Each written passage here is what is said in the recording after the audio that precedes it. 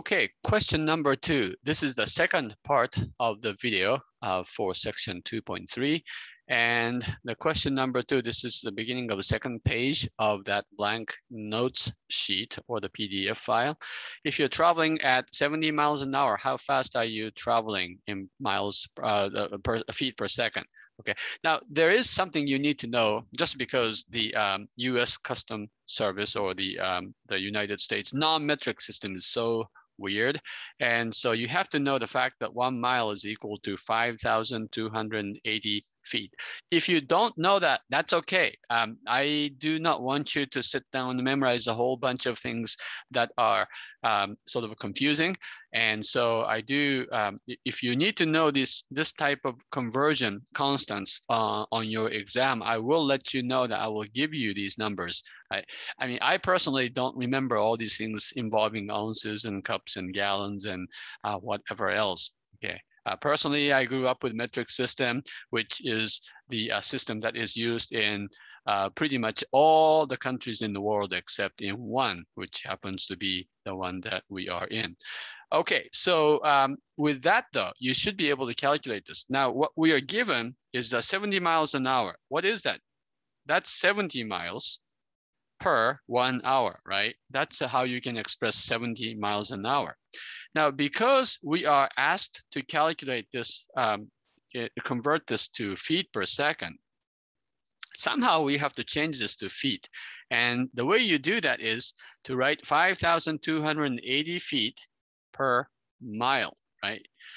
And see, the thing is, I have miles on the top, so I know I have to cancel that miles on the top by miles on the bottom. So I would multiply this 70 over 1 by 5,280 by 1. Now again, this whole thing just represents 1 because the top and the bottom are the same. That's something that you should know. And by the way, if you multiply these, you get the number of feet per hour. So that's going to be a large number, right? But I don't need to have an hour here on the top. So what is an hour? Let's go ahead and cancel this 1 hour. Well, 1 hour happens to be 60 minutes. And 1 minute happened to be 60 seconds. Okay. The reason I write this in this order and not 60 minutes over 1 is because I know I have an hour here that needs to be canceled by hours on the top, right? So just like I cancel the miles, which appear on top and the bottom, hours can now be canceled because they appear on the top and on the bottom. Minutes, the same way. So far I have feet per second. But wait, isn't that what we want? Yes, it is, right? So that gives me the idea that this is completely what I need to have. 70 times 5,280. That's the number of feet in 70 miles. And if you divide this by 1 times 1 times 60 times 60, that would be 3,600. If you do the division, you get 102 divided by 667, or approximately 102.7. And what are the units? Well, you have feet that's still left and second that's still left. So this is feet per second, which is exactly what I wanted to have, feet per second, right? And so that is the answer. Okay, so if you're driving at 70 miles an hour, that means in each second you are advancing at the rate of 102.7 feet every second. Okay, so if you keep your eyes, let's say you get your eyes off your steering wheel and just look away somewhere while you are driving at 70 miles an hour for 2 seconds, then you would have your car would have moved for more than 200 feet, and that's why it's so dangerous to drive at high speed. So next time you drive, keep this in mind. See, Math 100 is already trying to save your life. How wonderful is that? Okay, next, there are some questions involving ratios and proportions related to geometric shapes. Okay, so for these, I want you to know this and I want you to understand this rather than just memorizing this fact. Okay, now, for a square or circle or any two-dimensional object, which means it's a shape that you can draw on a piece of paper, like the pizza, the area of a pizza or something. Each side, if each side or radius doubles, let's think about a square. Okay, so this square could be like an inch by inch. And then if you increase or double the dimensions in both of the two dimensions, right? So it'll be 1 by 1, and now it's 2 by 2. What happens to the area? Well, area, of course, increased from 1 to 4, right? Like 1 square inch to 4 square inches. The same thing happens if you have a circle, and if you, let's say radius is 1, the radius is 2 now, okay? Then what happens is that the area becomes 4 times as large because it happens with 2 dimensions, right? So if you increase the width as well as the height, or the base and the height, then this becomes 4 times. So the answer here is it becomes 4 times, it quadruples. That's a fancy verb that means becomes 4 times, right? So if each dimension doubles, then a flat surface area becomes quadrupled. Right? Now, for a solid, it's even more than that. So if you think of a box, 1 by 1 by 1, 1 inch by 1 inch by 1 inch, that's a cube, right? If you increase its length and height and the depth or the length, if all of these are doubled, this is the picture you get. It's 2 by 2 by 2, and that's 8. So what used to be 1 cubic inches, a 1 cubic inch cube, is now an 8 cubic inch cube. So the volume becomes 8 times as big. That is a little surprising, right? And again, this is something that is quite deceptive. And so you need to be very aware of this, okay? Because the numbers just don't sound very intuitive. So for a solid, if each side increases by X%, and I will give you an illustration of this. By the way, X% can be written as X over 100. That's the decimal representation of X%, right? So what happens is you're going to add 1 to it, and then you cube it, multiply, raise it to the power of 3, and that is the new volume. Okay, now let me illustrate this because I know this is kind of confusing to write in terms of X and everything. All right, so I'm going to do a 2-dimensional object first. This is the 2-dimensional object, pizza. Okay, assuming that the width is not going to change like this, you know, I am not increase. We're going from 6-inch pizza to a 12-inch pizza, but the thickness of the pizza remains the same. It's only the radius or the dimension that or the diameter that increases to twice as much. Okay, so when that happens, so the radius doubles.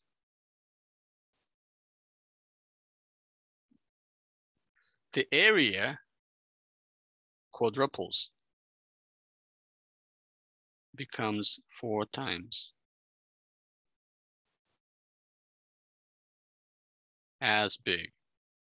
So if this one is $10, this should be a $40 pizza. Now, of course, that's not how they price it, but I do want you to know that doubling the size of a pizza would actually increase the area, i.e. how much you can eat, by a scale of 4. Okay, so that is much bigger than you may expect. All right, how about this? This is probably more to the point of what I want you to focus on.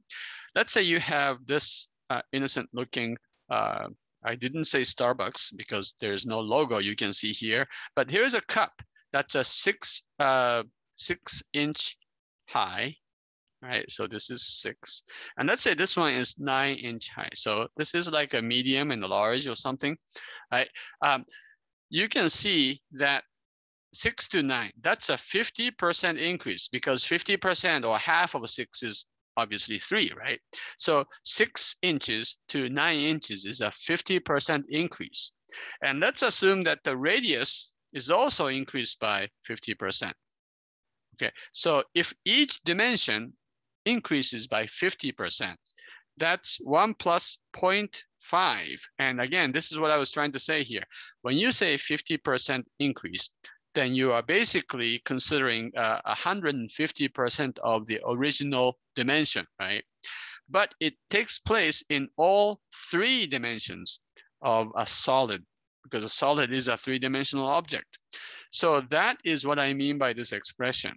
Okay, so now we are assuming that we are trying to find the percentage or relative increase in volume when the coffee cup changes from 6 inches to 9 inches and the radius also increases by 50%. The answer is 1.5 times 1.5 times 1.5, which is 1.5 cubed.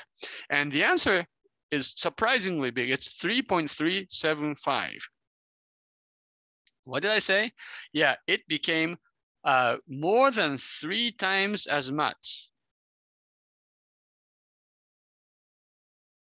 So the volume is more than 3 times as much as before. Okay, now this is something that you wouldn't expect, right? Because I mean, people do go to coffee shops quite often. Some of you may go every day or maybe even more than once a day. Okay, try to compare the size difference, like from the regular tall to venti. Okay, tall to venti is a huge difference. I think the height difference is like maybe two, it doubles. Okay, but if the height and the radius, they both double, then that's 100% increase, right? So there'll be 2 to the third, which is 8 times as much coffee inside, okay, if everything doubles. So that is an incredible amount of an increase. And what this is showing is that even if every dimension increases by 50%, which is like radius increased by 50% and height increased by 50%, then the volume becomes more than 3 times as much inside. Okay, so that is how the area and the volume change. Okay, so let me just ask you this one last question to wrap up this section. Suppose a soup can has a radius of 1.6 inches and the height of 4.2 inches. Okay, if both the radius and the height is increased by 25%. So take that, multiply this by 1.25, or just increase it by 25%, increase this by 25%, then you will have a bigger can, okay? So that's 25% increase in each dimension. That means radius and height. Okay, then the volume would increase by what percent? Okay, now this is not a hard problem. In fact, you did not even need these numbers. Okay, I could have cared less about these two numbers because all we needed was to know this number. Remember, the shape is assumed to be the same. The only difference between this small and a large can is that the height as well as the radius is increased by 25%. Right. The answer to this question is like this: 1.25, and that's 125%. 1.25 raised to the third power. That's all you need to calculate and answer this question. Okay. I mean, why 1.25? It's 1 plus 25% over 100. That's the way I originally wrote over here. So I guess I should have written it this way first. Okay, so it's 1 plus 25 over 100, all raised to the third power, which is 1.25 to the third power. And oh, by the way, this you can, on your calculator, you can do 1.25 times 1.25 times 1.25. That's one way to do that. Or you can also do 1.25, and your calculator probably has this caret button and 3, or maybe an X to the Y button and 3.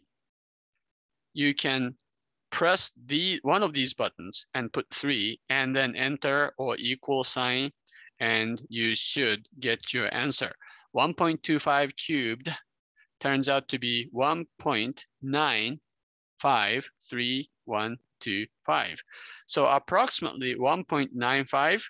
What this is saying is what used to be 1, the volume of 1 is now 1.295.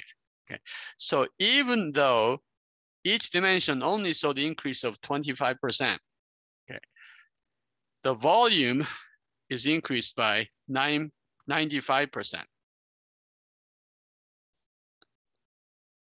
So, and maybe if you see these cans side by side, you say, well, yeah, one is just a little bigger.